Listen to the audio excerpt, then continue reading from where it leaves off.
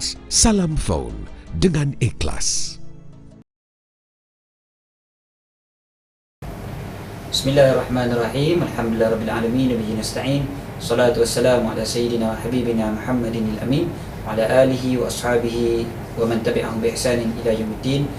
Subhanaka la ilma lana illa ma 'allamtana innaka antal alimul hakim. Wa ba'd. Assalamualaikum warahmatullahi wabarakatuh. Tuan-tuan yang dirahmati Allah sekalian, alhamdulillah Allah SWT memanjangkan lagi umur kita. Dapat kita habiskan 5 hadis daripada siri-siri hadis 40 susunan Imam An-Nawawi sebelum daripada ini. Dan insya-Allah pada hari ini kita sambung lagi kepada hadis yang ke-6 daripada hadis-hadis yang sangat penting dalam urusan agama kita.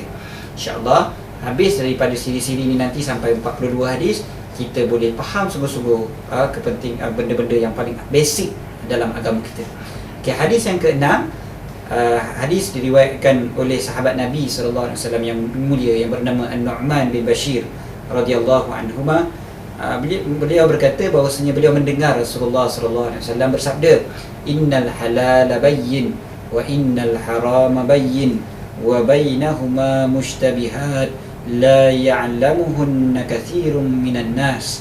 Sesungguhnya halal itu nyata dan yang haram pun nyata. Dan antara halal dan haram ada perkara yang dipanggil mushtabihat, yang tidak diketahui kebanyakan manusia. Banyak manusia tak tahu halal ke haram ni. Faman ittaqa syubuhat istabra'a li dinihi wa 'irdi. Siapa yang berjaga-jaga daripada perkara-perkara syubhat, perkara-perkara yang tidak tahu halal haram itu, maka sebenarnya dia telah membebaskan agamanya dan juga kehormat dan juga dirinya sendiri. Maknanya dia bebaslah, dia lega, selamat, dia akan selamat. Wa ma waqa'a fi syubhat waqa'a fil haram. Siapa yang jatuh pada perkara syubhat, dia sebenarnya jatuh pada yang haram. Karra'i yar'a haulal hima yushika ay yarta'a fi. Seperti seorang pengembala yang mengembala di sekeliling taman larangan raja. Dia mengembala sekeliling tu, maka ditakuti nanti mungkin ada gembalaan dia yang akan masuk ke dalam taman larangan raja tadi. Dan disebutkan ala wa inna likulli malikin hima, dan setiap raja dia ada dia punya taman larangan dia tu, dia ada kebun larangan dia tu, ada larangan dia yang mana orang biasa tak boleh masuk, eksklusif untuk dia saja. Dan wa inna himallahi maharimuhu, manakala larangan Allah SWT itu adalah perkara yang Allah haramkan. Apa yang Allah haramkan. Jadi kalau kita asyik buat benda yang syubhat, macam kita duduk sekeliling larangan itu, dan mungkin kita akan termasuk ke dalam larangan Allah SWT.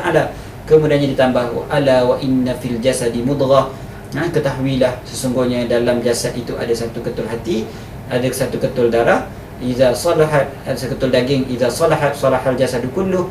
Bila baik dia, baik daging itu, baiklah semua sekali jasad itu. Wa iza fasadat fasadal jasadu kulluh. Apabila buruk dia, fasadal jasadu kulluh, maka jasad itu semuanya jadi buruk. Ala wahyal qalb, ketahuilah daging tadi itu adalah hati.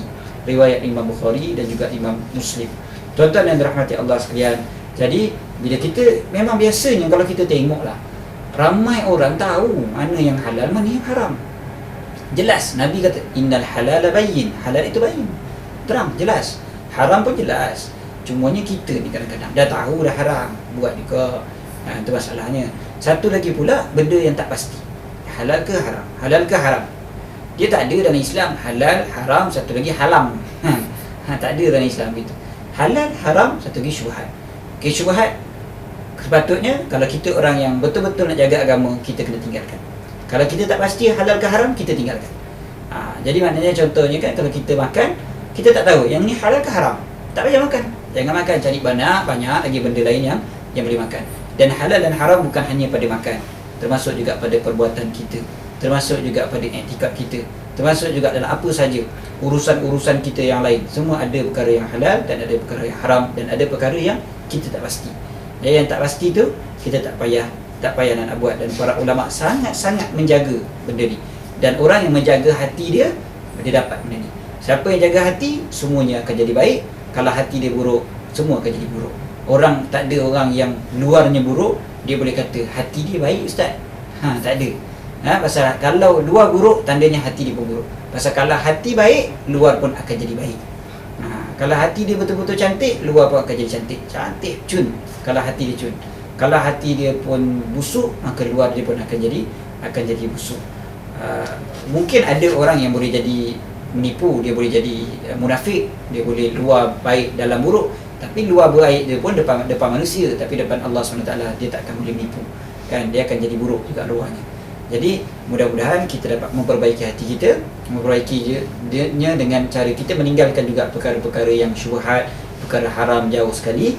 Mudah-mudahan Allah SWT mengurniakan kita hati yang bersih, yang disebutkan dalam Quran, hari yang tidak ada, yauma la yanfa'u malun wala banun, pada hari itu tak ada manfaat harta maupun anak pinak, illa man atallaha biqalbin salim, melainkan orang yang datang berjumpa Allah dengan hati yang sejahtera.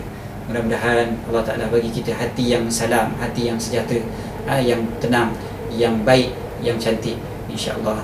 Allahumma amin. Wallahu alam. Aqulu qouli hadza wa astaghfirullah al-azim li wa lakum. Assalamualaikum warahmatullahi taala wabarakatuh. Salam Phone dengan ikhlas.